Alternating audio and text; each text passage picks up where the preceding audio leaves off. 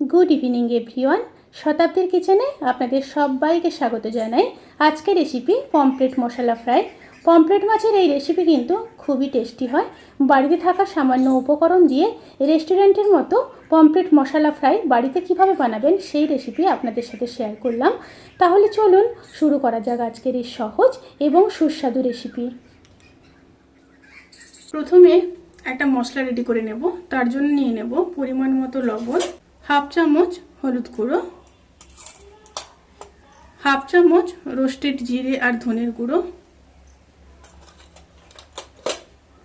Half চামচ লঙ্কার গুঁড়ো, হাফ চামচ আদা বাটা, আর দিয়ে দেব হাফ চামচ রসুন বাটা। উপর থেকে পাতিলেবুর রস দিয়ে দেব। একটা পাতিলেবুর হাফ লেবু ব্যবহার করেছি এখানে। দিয়ে মিশিয়ে নেব খুব ভালো করে।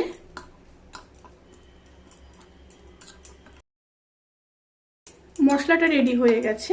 এরপর মাছটা নিয়ে নেব।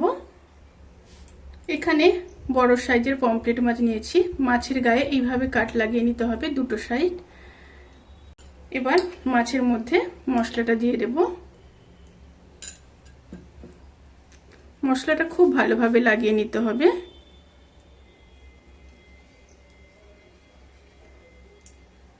যেখানে কাট লাগানো হয়েছে তার মধ্যে মশলাগুলো খুব ভালোভাবে ঢুকিয়ে দিতে হবে।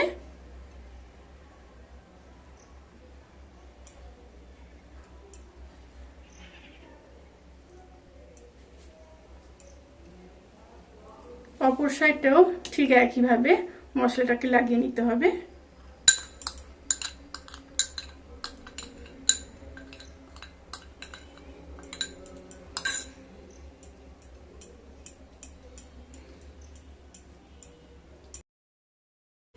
এবার মাছটাকে 15 মিনিট ম্যারিনেশনে রেখে দেব।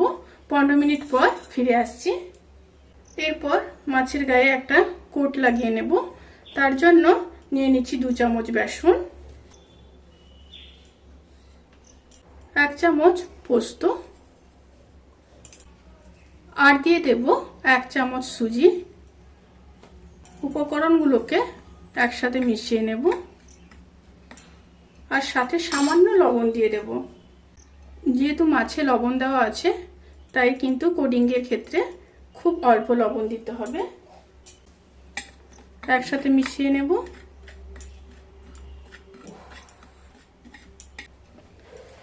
এবার মাছের গায়ে কোডিংটাকে লাগিয়ে নেব। খুব ভালোভাবে লাগিয়ে নিতে হবে, তাতে করে ফ্রাই করার পর খেতে কিন্তু খুবই ক্রিস্পি লাগবে।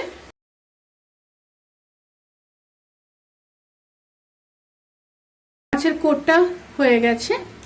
এবার ভেজে নেব। এবার প্যানের মধ্যে সর্ষের তেল দিয়ে দেব।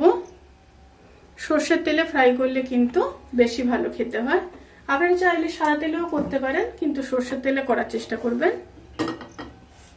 তেলটা গরম হয়ে আসা পর্যন্ত অপেক্ষা করব। তেলটা গরম হয়ে গেছে। এবার মাছটাকে দিয়ে দেব। মিডিয়াম টু লো স্টিমে মাছটাকে ভেজে নিতে হবে। একটা সাইড হয়ে গেছে, এবার উল্টে দেব।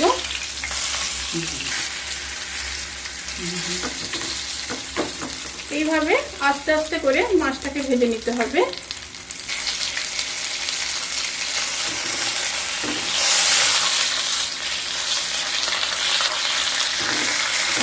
দুটো সাইড খুব ভালোভাবে ভাজা হয়ে গেছে।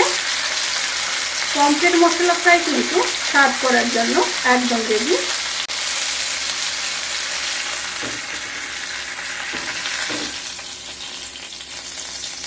এরপর তুলে নেব।